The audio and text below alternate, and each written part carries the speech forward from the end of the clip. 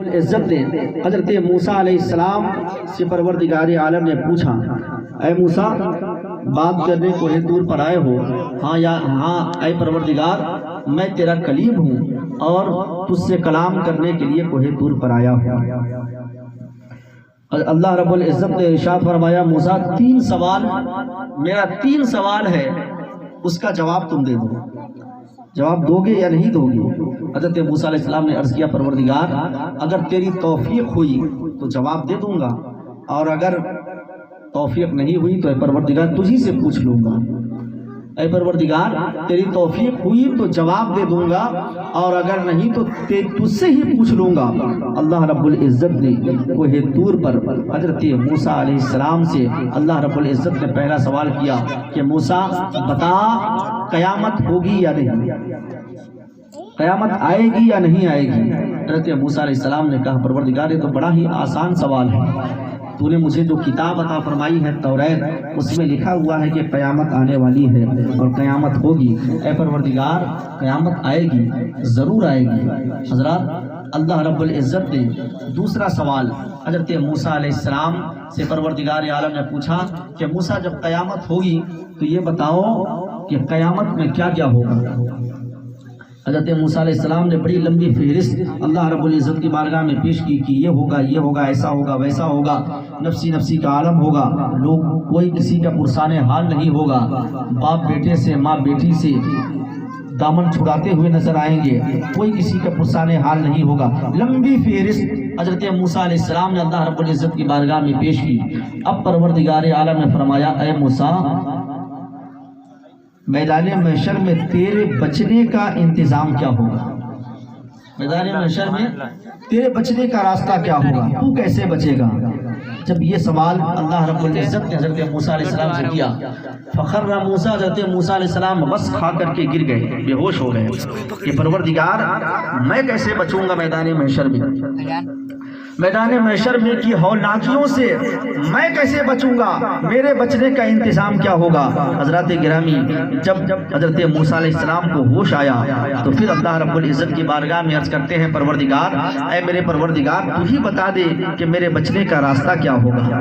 اے پروردگار تو ہی بتا دے کہ میں کیسے میدان محشر میں بچوں گا، اس کی ہولناکیوں سے کیسے بچوں گا، اور جنت کا راستہ مجھے کیسے ملے گا؟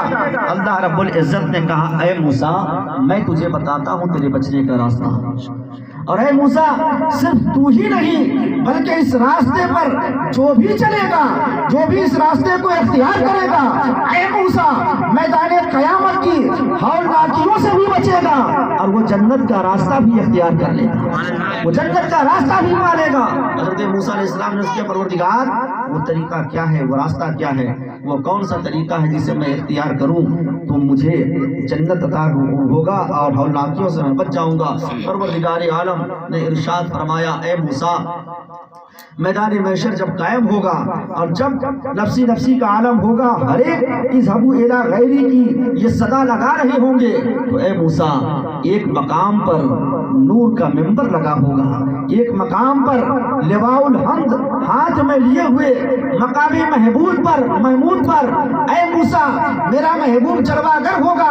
میدان محشر میں جب میرے محبوب کے اوپر جب تیری نظر پڑے گی، میدان محشر میں میرے محبوب کو تلاش لینا، جب اس کے چہرے پر جب تیری نظر پڑے گی تو میرے محبوب کے اوپر ایک مرتبہ درود پاک پڑھ لینا، اور ان کے وسیلے سے تو دعا کر لینا، اپنے محبوب کے اوپر درود پاک کے پڑھنے کے وسیلے اور صدقے سے اے موسیٰ میں تمہیں جنت کا راستہ بتا دوں گا، اے موسیٰ میں تمہیں میدان محشر کے ہولناکیوں سے بھی بچا لوں گا، اور میں تمہیں جنت کا راستہ بھی دکھا دوں گا۔ حضرت موسیٰ علیہ السلام بڑے خوش ہوئے، عرض کیے، پروردگار یہ راستہ تو بڑا ہی اچھا ہے اور بڑا ہی آسان راستہ ہے، مگر حضرات گرامی قربان جائیے میدان محشر میں حضرت موسیٰ علیہ السلام کو تلاشنا پڑے گا، پیارے آقا صلی اللہ تعالیٰ علیہ وسلم کو وہ تلاشیں گے، ڈھونڈیں گے میدان محشر میں، اور تلاش کر کے جب میرے آقا کے چہرے انور پر جب نظر پڑے گی تو درود پاک پڑھیں گے۔ مگر حضرات آپ جانتے ہیں اللہ رب العزت کا کرم کتنا بڑا ہے۔ آپ کو پتا ہے کہ اللہ رب العزت نے کتنا بڑا کرم ہم عاصیوں کے اوپر، ہم گناہگاروں کے اوپر فرمایا ہے۔ حضرت موسیٰ کو تو کہا کہ اے موسیٰ تو تلاش کر لینا، ڈھونڈ لینا، مگر ہم سب پیارے آقا صلی اللہ تعالی علیہ وسلم کو میدان محشر میں کہاں پیارے آقا سے ملاقات ہوگی؟ کیا ہمیں بھی ڈھونڈنا پڑے گا؟ تو میرے آقا ارشاد فرماتے ہیں کہ سنو، میدان محشر میں مجھے، میرے غلاموں کو مجھے تلاش کرنے کی ضرورت نہیں ہے، بلکہ میں خود اپنے گناہگار امتیوں کو تلاش کر کے انہیں بخشواؤں گا، تلاش کر کے انہیں بخشواؤں گا اور ان کی مغفرت کراؤں گا۔ پیارے آقا صلی اللہ علیہ وسلم خود اپنے گناہگار امتیوں کو تلاشیں گے اور ان کی بخشش کرائیں گے، ان کے گناہوں کی مغفرت کرائیں گے۔ حضرات گرامی، میدان محشر میں حضور کے چہرے انور کے اوپر نظر پڑے اور درود پاک پڑھے تو اللہ رب العزت مغفرت فرما دیتا ہے، مگر درود پاک میدان محشر میں کون پڑھے گا؟ یہ سوال حضور پیران پیر روشن ضمیر پیر پیرا میر میرا شاہ جیلا سیدنا شیخ عبد القادر جیلانی غوث پاک شہنشاہ بغداد کی بارگاہ میں لوگوں نے عرض کیا کہ حضور آپ بتائیں کہ میدان محشر میں حضور کو دیکھ کر کے درود پاک کون پڑھے گا؟ حضور بڑے پیر دستگیر سے جب پوچھا گیا، آپ نے فرمایا کہ اس کا جواب میں آج نہیں بلکہ کل دوں گا، کل میں دوں گا اس کا جواب۔ لوگوں نے کہا، پوچھا کہ حضور آج کیوں نہیں؟ کہا آج اس لیے نہیں کہ آج رات میں اپنے آقا سے خود پوچھ لوں گا، آج رات اپنے آقا سے میں خود پوچھ لوں گا اور پیارے آقا صلی اللہ علیہ وسلم سے پوچھ کر کے میں تمہیں بتاؤں گا کہ میدان محشر میں درود پڑھنے کی توفیق کسے ہوگی؟ جب دوسرا دن ہوگا، پیران پیر کی بارگاہ میں مریدوں نے عرض کیا کہ حضور اب بتائیے کہ میدان محشر میں آقا کے اوپر درود کون پڑھے گا؟ تو حضرات گرامی، حضرت پیران پیر روشن ضمیر فرماتے ہیں کہ دنیا میں جو نبی سے محبت کرتا ہے، دنیا میں جو اپنے آقا سے محبت کرتا ہے، تو میدان محشر میں بھی جب پیارے آقا کے چہرے پر نگاہ اٹھے گی تو اللہ رب العزت اس سے درود پڑھنے کی توفیق عطا فرمائے گا۔ دنیا میں اہل سنت والجماعت ہمارا ہم اور آپ پیارے آقا صلی اللہ تعالی علیہ وسلم سے محبت کرتے ہیں اور ان سے محبت کرنے کا دم بھرتے ہیں۔ پیارے آقا صلی اللہ تعالی علیہ وسلم کے اسوہ حسنہ پر چلنے کی ہم اور آپ کوشش کرتے ہیں، اس لیے کہ اللہ رب العزت نے ارشاد فرمایا لقد کان لکم فی رسول اللہ اسوۃ حسنہ، اے لوگوں تمہارے لیے میرے محبوب کی زندگی بہترین نمونہ عمل ہے، بہترین نمونہ عمل۔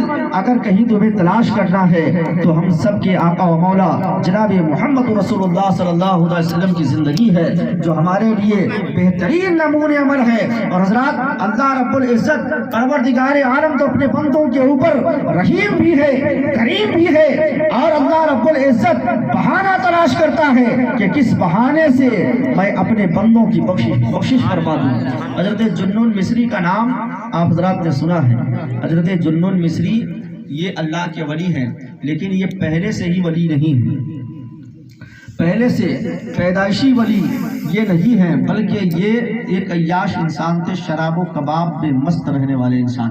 جس طرح سے حضرت بشر حافی کا آپ نے واقعہ سنا ہے، حضرت جنون مصری بھی اسی طرح شراب میں مست رہا کرتے تھے، یہاں تک کہ آپ فرماتے ہیں کہ اس دور میں میں شب برات کی رات میں بھی شراب پی کر کے سویا رہتا تھا۔ ایک دن میں شراب پی کر کے سویا تھا، آپ فرماتے ہیں میں نے خواب میں دیکھا کہ میدان محشر قائم ہے اور میدان محشر میں لوگ نفسی کا عالم ہے، لوگ پریشان حال ہیں۔ آپ فرماتے ہیں کہ میں نے دیکھا کہ ایک اژدہا مجھے پیچھے سے دوڑانے لگا، اس اژدہا سے بچنے کے لیے میں بھاگتے بھاگتے دوڑ رہا ہوں، بھاگ رہا ہوں۔ ایک بزرگ مجھے دکھائی دیے، سامنے سے ایک بزرگ آ رہے تھے، وہ بزرگ پتلے دبلے کمزور سے تھے۔ میں نے ان سے کہا کہ آپ مجھے بچا لیجئے، انہوں نے کہا کہ میں تمہیں بچا نہیں سکتا۔ آپ فرماتے ہیں اتنے میں میں نے دیکھا کہ سامنے ایک کھائی ہے جو کہ آگ سے بھری ہوئی ہے. میں نے چاہا کہ اس میں چھلانگ لگا دوں.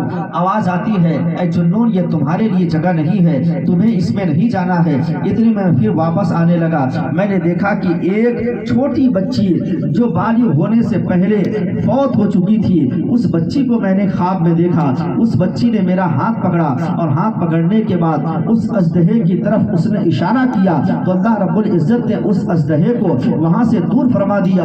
اب میری بیٹی نے مجھ سے کہا جو فوت ہو چکی تھی دنیا سے, اس نے کہا کہ اے ابا حضور کیا اب وہ وقت نہیں آیا کہ آپ توبہ کر لیں اور توبہ کر کے راہ راست پہ آ جائیں, پروردگار عالم کی آپ عبادت و ریاضت میں لگ جائیں.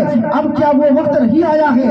آپ فرماتے ہیں اے بیٹی اب وہ وقت آ گیا ہے, وہ وقت آ گیا ہے, اب میں گناہوں سے توبہ کرتا ہوں. آپ فرماتے ہیں کہ خواب میں ہی میں نے گناہوں سے توبہ کی. اپنی بیٹی سے میں نے پوچھا اے بیٹی بتاؤ وہ اژدہا کیا ہے؟ وہ کہتی ہے کہ ابا حضور وہ آپ کے اعمال برے اعمال ہیں, اور وہ جو بزرگ آپ نے دیکھا کہ پتلے دبلے سے بزرگ آ رہے تھے وہ آپ کے نیک اعمال ہیں, یعنی نیکی کم ہے اور برائی زیادہ ہے. اور جو کھائی آپ نے دیکھی تھی وہ کھائی جو ہے وہ جہنم ہے.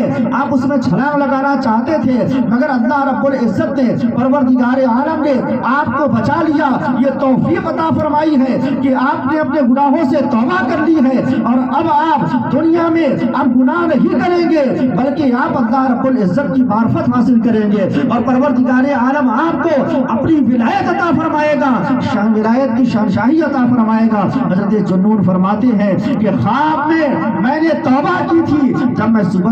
جب میں نیند سے بیدار ہوتا ہوں تو میں نے دیکھا کہ میرے بدن پر لرزہ طاری ہے, اور وہی خواب میرے دماغ میں گھوم رہا ہے. پروردگار عالم کی بارگاہ میں میں نے اپنے گناہوں سے توبہ کی اور کہا استغفر اللہ ربی من کل ذنب واتوب علیہ, اے پروردگار میں اپنے گناہوں سے توبہ کرتا ہوں, اے پروردگار تو مجھے معاف فرما دے. غیب سے آواز آتی ہے اے جنون ہم نے تمہیں توفیق عطا فرمائی, ہم نے تمہیں توبہ کی توفیق عطا فرمائی, اور اس توبہ کو ہم نے قبول فرما لیا ہے. اور اے جنون اب تم برے لوگوں میں نہیں بلکہ اللہ کے ولیوں میں تمہیں شامل کر لیا گیا, اللہ کے ولیوں میں تمہیں شامل کر لیا گیا ہے.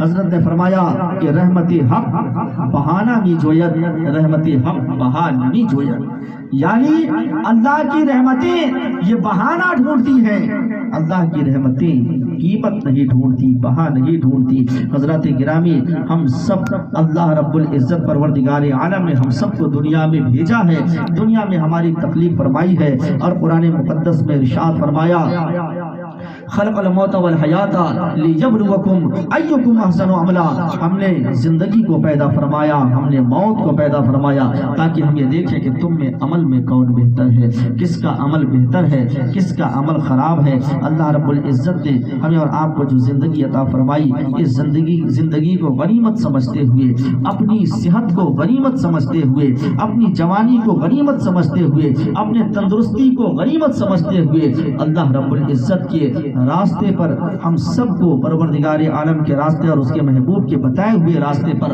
اللہ رب العزت چلنے کی توفیق و رفیق عطا فرمائے. حضرات گرامی پروردگار عالم نے ایک قانون بنا دیا, کل نفس ذائقۃ الموت, ہر نفس کو موت کا مزہ چکھنا ہے, ہر جاندار چیز کو موت کا مزہ چکھنا ہے. کوئی بچپنے میں جا رہا ہے, کوئی جوانی میں چلا جاتا ہے, کوئی بڑھاپے میں جاتا ہے, غرض کے کوئی جو وقت مقرر ہے اللہ رب العزت نے جو وقت مقرر فرما دیا ہے اس وقت مقررہ کو گزار کر کے اللہ رب العزت کی بارگاہ میں ہم سب کو حاضری دینی ہے. آج مرحومہ کے ایصال ثواب, بچی کی ایصال ثواب کے لیے ہم اور آپ یہاں پر حاضر ہوئے ہیں. حضرات گرامی شیخ سعدی فرماتے ہیں کہ خیر کن اے فلاں و غنیمت شمار عمر زا پیش تر کے بان برایت فلاں نماد, یعنی اے شخص اپنی عمر کو غنیمت سمجھتے ہوئے, اپنی صحت کو غنیمت سمجھتے ہوئے نیک کام کر لے, خیر کا کام کر لے, اس سے پہلے کہ لوگوں میں یہ عام ہو جائے کہ فلاں شخص کا انتقال ہو گیا, فلاں شخص دنیا میں نہیں رہے, فلاں شخص کی نماز جنازہ اس وقت میں پڑھائی جائے گی، یہ اعلان ہونے سے پہلے ہمیں اور آپ کو نیک عمل کرنے کی اللہ رب العزت توفیق و رفیق عطا فرمائے۔ حضرات آیت کریمہ کی روشنی میں جو آپ حضرات کے سامنے تھوڑی دیر میں نے عرض و معروض کیا ہے، پروردگار عالم اسے قبول فرمائے اور اللہ رب العزت مرحومہ کی مغفرت فرمائے اور اسے اس کے والدین کے مغفرت کا ذریعہ بنائے۔ اللہ رب العزت اس کے والدین کو نعم البدل عطا فرمائے۔ یہ قصے لطیف حسینہ تمام ہے، جو کچھ بھی بیان ہوا وہ آغاز باب تھا۔ دبدبا دنیا ہی میں رہ جائے گا، حسن تیرا خاک میں مل جائے گا، اور جب فرشتہ موت کا آ جائے گا پھر تجھے کوئی بچا نہ پائے گا۔ جاگنا ہے جاگ لے افلاک کے سایہ تلے، حشر تک سونا پڑے گا خاک کے سایہ تلے۔ وآخر دعوانا ان الحمد للہ رب العالمین۔ السلام علیکم۔